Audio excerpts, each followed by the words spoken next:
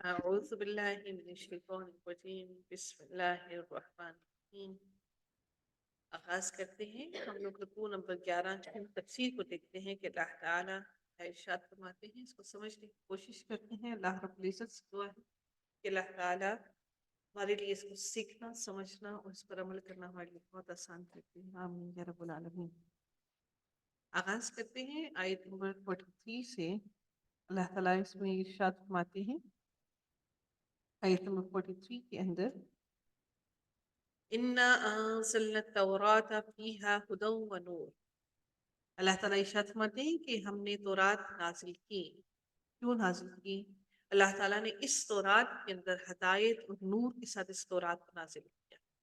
يَحْكُمُ بِهَا النَّبِيُّونَ الَّذِينَ أَسْلَمُوا، تو وہ سارے کے سارے لوگ، یہ یہودیوں میں اللہ تعالیٰ نے نازل کی، یہودیوں میں، اور اسی تورات کے ساتھ اللہ تعالیٰ کے ماننے والے تمام کے تمام انبیاء، تمام کے تمام انبیاء جنہوں نے اور اسلم للذین ہادو، اور یہودی بھی، والربانیون، اور ربانی یعنی کہ اللہ والے بھی، والاحبار، اور علماء کرام، تمام کے تمام اس تورات کے مطابق فیصلے کرتے تھے آپس میں۔ جو بھی معاملہ ہوتا تھا اس تورات کے مطابق فیصلہ کیا جاتا تھا۔ اللہ تعالیٰ نے یہ تورات اسی لیے ہدایت اور نور کے لیے اللہ تعالیٰ نے نازل کی، اور اللہ تعالیٰ واضح الفاظ میں بیان کرتے ہیں کہ اس کتاب کے مطابق، اس تورات کے مطابق تمام انبیاء، یہودی، ربانی، علماء، سارے کے سارے اس کتاب کے مطابق فیصلہ کرتے تھے۔ کیوں فیصلہ کرتے تھے؟ کیونکہ انہیں اللہ کی اس کتاب کی حفاظت کا حکم بھی کیا گیا تھا۔ بِمَا اسْتُحْفِظُوا مِنْ کتاب اللہ وَكَانُوا عَلَيْهِ شُهَدَاءَ، اور وہ سب اس بات پر گواہ تھے کہ اللہ تعالیٰ نے ان کو حکم دیا تھا کہ اللہ کی اس کتاب کی تم لوگوں نے حفاظت کرنی ہے، اور اپنے درمیان جو فیصلہ کرنا ہے اللہ کی اس کتاب کے احکامات کے مطابق کرنا ہے۔ ان فیصلوں میں کسی بھی قسم کی رد و بدل نہیں کرنی۔ تو اللہ تعالیٰ نے ارشاد فرمایا، اور وہ اس بات پر انہوں نے اقرار کر کے گواہی کی کہ ہم اس بات کی مانتے ہیں اور اس کی اللہ کی کتاب کی حفاظت کرنے والے ہیں۔ اب اللہ تعالیٰ ارشاد فرماتے ہیں کہ فَلَا تَخْشَوُا النَّاسَ وَاخْشَوْنِ۔ اللہ تعالیٰ اب ان کو اگلے حصے میں آیت میں فرما رہی ہیں کہ اب تم لوگوں سے مت ڈرنا فیصلہ کرنے کے معاملے میں، بلکہ تم مجھ سے ڈرو، اور میری آیتوں کو چھوٹے چھوٹے پیسوں میں، تھوڑے تھوڑے پیسوں کی مت بیچ دینا، کہ تم اپنی مرضی کے مطابق میری آیتوں کو تبدیل کر کے ان کے فیصلے اپنی مرضی کے مطابق کرنا شروع کر دینا، اور میری آیتوں کو بیچنا نہ شروع کر دینا۔ آج اگر ہم قرآن کے لیے بھی یہ الفاظ کہیں تو یہ غلط ہرگز نہ ہوگا۔ آج جو ہم لوگ کرتے ہیں کہ ہم بہت سارے احکامات صرف اپنے مفاد کی خاطر اصل باتوں کو چھپا دیتے ہیں، اور اصل باتوں کو لوگوں کے سامنے حقائق کو نہیں لے کر آتے ہیں۔ تو کیا یہ آیت، یہ الفاظ اللہ تعالیٰ نے ہمارے لیے نازل نہیں کیے کہ ہم کہتے کی ہیں کہ وہ ہدیہ نہیں لیتے، پیسے نہیں لیتے، بس جو کوئی اپنی خوشی سے دیتے، تو انسان مجبور ہو کر، شرمندہ ہو کر کچھ نہ کچھ تو دے ہی دیتا ہے۔ تو کیا پھر یہ پیسے لینا اور اللہ تعالیٰ کی آیتوں کا غلط تشریح کرنا، اللہ تعالیٰ کی باتوں کو غلط بیان کرنا، کیا یہ سب غلط نہیں ہے؟ تو ہم سب پر بینگا مسلم یہ فرض عائد ہوتا ہے کہ ہم قرآن کے الفاظ کو سیکھیں، اس قرآن کے الفاظ کو، اللہ تعالیٰ کی جو لب و لہجہ ہے اس کو سیکھ کر سمجھنے کی کوشش کریں۔ اس رب کائنات پر پلٹ کر جانا ہے، اگر اسی کی زبان نہ سمجھ سکے تو ہمارے لیے اس سے بڑھ کر گھاٹے کا سودا اور کچھ بھی نہ ہوگا۔ اب اللہ تعالیٰ نے ان تو یہودیوں کو بھی یہ کہا کہ میری کتاب کی حفاظت کرنا، اور اسی کے مطابق تم لوگ فیصلے کرنا، اب لوگوں سے ڈر کر ایسا مت کرنا۔ کچھ سوالات آتے ہیں کہ اب ہم کیا کریں؟ اب ہم کسی کو اگر یہ سچ بات بتا دیں تو وہ تو ہم سے ناراض ہو جائیں گے، کیونکہ لوگوں کی ناراضگی ہمیں نظر آتی ہے، اللہ کی ناراضگی، اللہ کا غضب، اللہ کا غصہ ہمیں نظر نہیں۔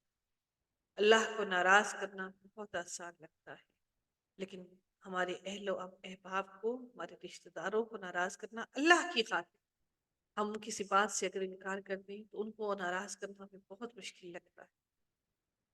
رزق جب اللہ نے دینا ہے، کھانا اس نے دینا ہے، اگر وہ رزق کے دروازے ہمارے روک لے، بند کر دے، تو پھر کس قدر زندگی مشکل اور کٹھن ہو جائے۔ وہ ہم سے ہماری صحت چھین لے، زندگی کس قدر مشکل ہو جائے۔ وہ نعمتیں ہم سے چھین لے تو زندگی کس قدر مشکل ہو جائے۔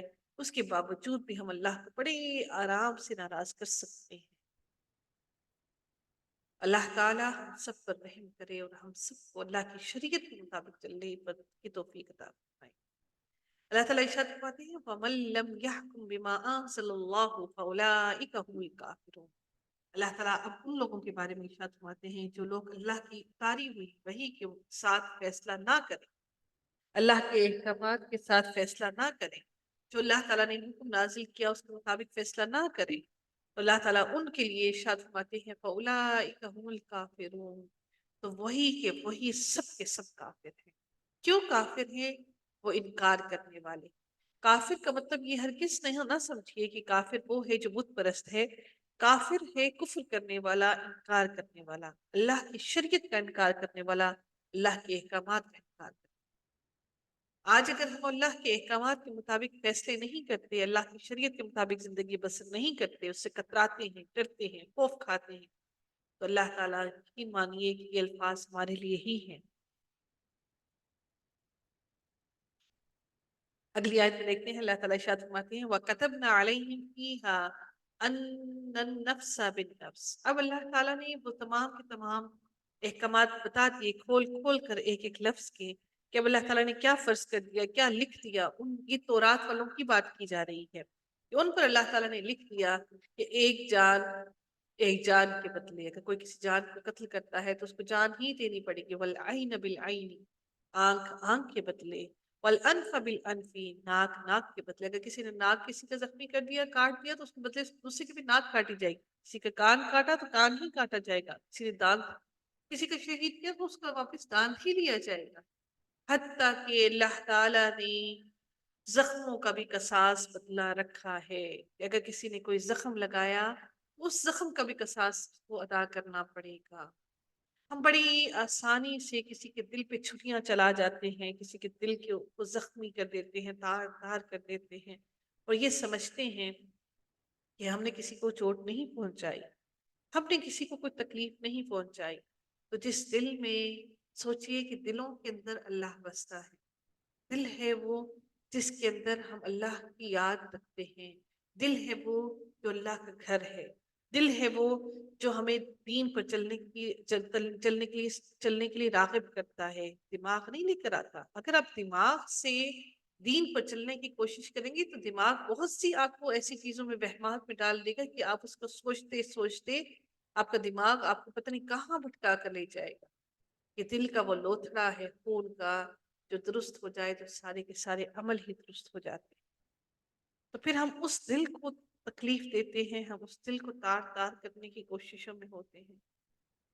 اللہ تعالیٰ ہم سب کو دوسروں کے جذبات سے، ہم جذبات کو سمجھنے کی توفیق عطا فرمائے، اور ہم ایک دوسرے کے جذبات کو ایسے مجروح نہ کریں کہ وہ ڈپریشن میں آ کر پھر اللہ سے گلے و شکوے کریں۔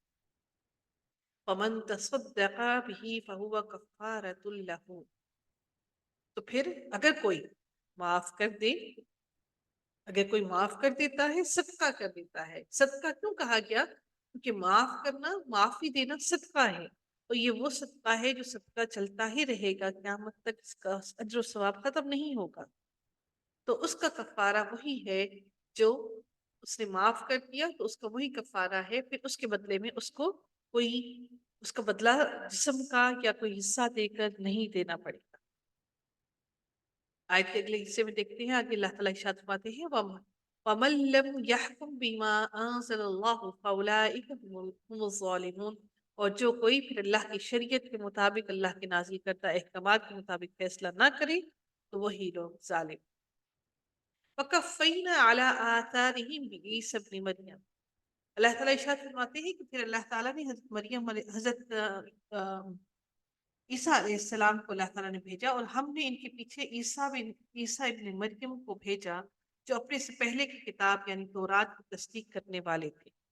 اب یہاں پر کیوں یہ معاملہ ہوا کہ در حقیقت پھر جب ان لوگوں نے بہت ساری باتوں میں تبدیلیاں کرنا شروع کر دی، جب ان لوگوں نے بہت ساری جب تورات کے اندر تبدیلیاں کرنا شروع کر دی، تو پھر اللہ تعالیٰ نے حضرت عیسیٰ علیہ السلام کو بھیجا تاکہ وہ ساری باتیں جو انہوں نے تورات میں تبدیلیاں کر دی، اللہ تعالیٰ نے وہ ساری باتیں پھر سے انجیل کے اندر نازل کی۔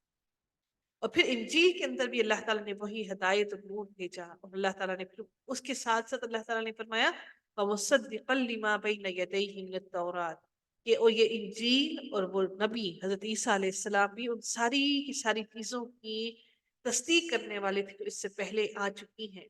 اگر وہ نبی سچا نہ ہوتا تو ان کی تصدیق نہ کرتا۔ اللہ تعالیٰ نے شریعت ہمیشہ ایک ہی بھیجی، اللہ تعالیٰ کا طریقہ ہمیشہ ایک ہی رہا، اللہ تعالیٰ نے ہمیشہ اپنی عبادت کرنے کا حکم کیا، اللہ تعالیٰ کی شریعت کسی بھی کتاب کے اندر تبدیل نہیں ہوئی۔ لما بین یدیہ من التوراۃ وہدی وموعظۃ للمتقین، اور اس کے اندر بھی اللہ تعالیٰ نے ہدایت اور نصیحت کن کے لیے بھیجی ہے؟ متقین لوگوں کو۔ اب اگلی آیت میں پھر سے دیکھتے ہیں اللہ تعالیٰ ارشاد فرماتے ہیں وَلْيَحْكُمْ أَهْلُ الْإِنْجِيلِ بِمَا أَنزَلَ اللَّهُ فِيهِ، اللہ تعالیٰ ارشاد فرماتے ہیں اور انجیل والوں کو بھی چاہیے کہ اللہ تعالیٰ نے جو کچھ بھی انجیل میں نازل فرمایا ہے اسی کے مطابق ہی فیصلہ کرے۔ اللہ تعالیٰ نے تمام اہل کتاب کو وہی الفاظ کہے، پہلے تورات کی بات ہوئی، پھر انجیل کی بات ہوئی وَمَن لَّمْ يَحْكُم بِمَا أَنزَلَ اللَّهُ فَأُولَٰئِكَ هُمُ الْفَاسِقُونَ۔ اب پھر وہ فیصلہ کرنے کا اللہ نے حکم دیا، لیکن پھر اگر کوئی فیصلہ اللہ کی شریعت کے مطابق، اللہ کے نازل کردہ احکامات کے مطابق فیصلہ نہیں کرتا، پھر اللہ نے ان کے لیے کہا کہ وہ تو فاسق ہیں۔ اب اللہ تعالیٰ آگے بیان کرنے لگے ہیں میرے اور آپ کے لیے قرآن کے بارے میں، اور پھر اللہ تعالیٰ اب نبی کریم صلی اللہ علیہ وآلہ وسلم کو ارشاد فرماتے ہوئے کہتے ہیں وَأَنزَلْنَا إِلَيْكَ الْكِتَابَ بِالْحَقِّ مُصَدِّقًا لِمَا بَيْنَ يَدَيْهِ۔ اب اللہ تعالیٰ ارشاد فرماتے ہیں کہ اور ہم نے اے نبی آپ کی طرف حق کے ساتھ یہ کتاب، یہ قرآن نازل کیا ہے بالحق مصدقا لما، اور یہ ان سب کی تصدیق کرنے والا ہے جو ان سے پہلے جتنی بھی کتابیں آئیں ان سب کی تصدیق کرنے والا ہے۔ وَمُهَيْمِنًا عَلَيْهِ فَاحْكُم بَيْنَهُم بِمَا أَنزَلَ اللَّهُ۔ اب اللہ تعالیٰ نے یہاں پر نبی صلی اللہ علیہ وآلہ وسلم کو کہا کہ اگر آپ یہودیوں کے بارے میں کوئی فیصلہ کرنا چاہیں تو ان کے درمیان فیصلہ کریں، تو اللہ کی شریعت کے مطابق، اس قرآن کے مطابق ان کے درمیان فیصلہ کریں، کیونکہ اس سے پہلے والی تمام کتابیں ختم ہو چکی، ان کی اللہ تعالیٰ نے اب قرآن کے مطابق فیصلہ کرنے کا حکم دیا۔ ایمان لاتے ہیں سب کتابوں، لیکن شریعت اب صرف اور صرف قرآن کی چلتی ہے۔ اور اللہ تعالیٰ نے نبی صلی اللہ علیہ وسلم کو حکم دیا وَلَا تَتَّبِعْ أَهْوَاءَهُمْ عَمَّا جَاءَكَ مِنَ الْحَقِّ، اور آپ ان کی خواہشات کی پیروی ہرگز نہ کرنا، کیونکہ آپ کے پاس آ گیا ہے، اللہ کی طرف سے حق آ گیا ہے، اس لیے اللہ کی طرف سے بھیجے ہوئے حق کی پیروی کرنا اور اس حق کے مطابق ان کے درمیان میں فیصلہ کرنا۔ اللہ تعالیٰ ارشاد فرماتے ہیں کہ لِكُلٍّ جَعَلْنَا مِنْكُمْ شِرْعَةً وَمِنْهَاجًا، اللہ تعالیٰ نے ہر ایک کے لیے، ہر کسی کے لیے اپنی شریعت، اپنا رستہ اور اپنے احکامات واضح طور پر اللہ تعالیٰ نے بیان کر دیے۔ اس لیے ہم سب کو چاہیے کہ وہ سب کے سب اسی کے مطابق فیصلہ کریں۔ اب اللہ تعالیٰ ہمارے لیے، میرے لیے، آپ کے لیے اور ہم سب کے لیے بیان فرماتے ہیں کہ وَلَوْ شَاءَ اللَّهُ لَجَعَلَكُمْ أُمَّةً وَاحِدَةً، اگر اللہ چاہتا تو ہم سب کو ایک ہی امت، واحد امت بنا دیتا، اس پوری روئے ارض پر سارے کے سارے ہی مسلمان ہو جاتے، اور اللہ کے لیے یہ ہرگز مشکل نہ تھا۔ لیکن یہ سارے کے سارے اللہ تعالیٰ نے کیوں؟ اس لیے اللہ تعالیٰ نے کیا تاکہ وہ ہمیں آزمائے کہ کون ہے ہم میں سے جو جو نیکیوں میں سبقت حاصل کرنے کی کوشش کرتا ہے، دوڑ دھوپ کرتا، بھاگتا ہے نیکیوں کی طرف۔ کہ اللہ نے ہماری آزمائش کے لیے یہ سب سلسلے ہمارے لیے بنا دیے، نہیں تو پھر تو بہت آسان تھا جنت کو پا لینا، اتنی آسانی سے تو پھر جنت نہیں ملتی نا، تو آخر کہیں تو ہماری بھی آزمائش ہونی ہے۔ اللہ تعالیٰ فرماتے ہیں اِلَى اللَّهِ مَرْجِعُكُمْ جَمِيعًا، اور اللہ ہی کی طرف تم سب کے سب کو لوٹ کر آنا ہے، تم سب کو اسی کی طرف لوٹ کر جانا ہے۔ فَيُنَبِّئُكُمْ بِمَا كُنتُمْ فِيهِ تَخْتَلِفُونَ، اللہ تعالیٰ ارشاد فرماتے ہیں کہ تم میں سے ہر ایک کے لیے ہم نے ایک دستور اور راہ مقرر کر دی ہے، اور تم سب کو اللہ ہی کی طرف لوٹ کر آنا ہے، پھر وہ تمہیں ہر وہ چیز بتا دے گا اللہ تعالیٰ کی طرف جب تم لوٹ کر جاؤ گے، تو پھر اللہ تعالیٰ فَيُنَبِّئُكُمْ، وہ تم سب کو، سب لوگوں کو ہر ایک چیز کی خبر دے دے گا جس کے بارے میں تم دنیا کے اندر ایک دوسرے سے اختلاف کر رہے تھے۔ تو سوچ لیجئے کہ آج ہم جو فرقوں میں بٹے ہوئے ہیں اور اپنے فرقے میں بڑے پکے ہیں، قرآن کو کھول کر سیکھنے کی کوشش نہیں کرتے کہ کہیں ہمارا فرقہ غلط نہ ہو جائے۔ تو شریعت تو قرآن ہے، شریعت فرقہ تو نہیں ہے، شریعت تو اللہ کا حکم ہے، شریعت تو اللہ کی وحی ہے، راستہ تو اللہ کا بتایا ہوا ہے، میرا اور آپ کا بتایا ہوا تو کوئی راستہ نہیں ہے۔ تو اللہ تعالیٰ نے فرمایا واضح طور پہ یہ میرے اور آپ کے لیے ہے کہ پھر وہ جو ساری باتوں کی خبر تمہیں دے گا روز قیامت، جب اس کی طرف پلٹ کر جاؤ گے جس بارے میں تم دنیا میں اختلاف میں برپا تھے اور لڑ جھگڑ رہے تھے۔ وَأَنِحْكُمْ بَيْنَهُمْ بِمَا أَنزَلَ اللَّهُ وَلَا تَتَّبِعْ أَهْوَاءَهُمْ وَاحْذَرْهُمْ أَن يَفْتِنُوكَ عَن بَعْدِ مَا أَنزَلَ اللَّهُ إِلَيْكَ۔ اللہ تعالیٰ ارشاد فرماتے ہیں نبی کریم صلی اللہ علیہ وآلہ وسلم کو، آپ ان کے معاملات میں، ان یہودیوں کے معاملات خدا کی نازل کردہ وحی کے مطابق ہی فیصلہ کیا کیجیے، ان کی خواہشوں کی پیروی ہرگز نہ کیجیے گا اور ان سے ہوشیار رہیے۔ وَاحْذَرْهُمْ أَن يَفْتِنُوكَ، کہ کہیں ایسا نہ ہو کہ یہ آپ کو فتنے میں نہ ڈال۔ نبی کو اللہ تعالیٰ کہہ رہی ہیں جن کا ایمان اتنا پختہ، اتنا پکا، ان کو بھی کہہ رہی ہیں کہ کہیں یہ آپ کو فتنے میں نہ ڈال۔ تو ہم تو فتنے کے اندر بیٹھے ہیں، کتنا مشکل ہے نا ہمیں اپنے آپ کو فتنے سے بچانا۔ دعا کیجیے اللہ سے کہ اللہ تعالیٰ ہمیں ہر فتنے اور شر کے علم سے محفوظ رکھے۔ اس دیکھیے گا کیسے اللہ تعالیٰ حق اور سچ کے علم کے دروازے آپ کے لیے کھول دے گا۔ اللہ تعالیٰ کہتے ہیں کہ یہ آپ کو آپ کی اتاری ہوئی کسی حکم سے ادھر ادھر نہ کر دیں۔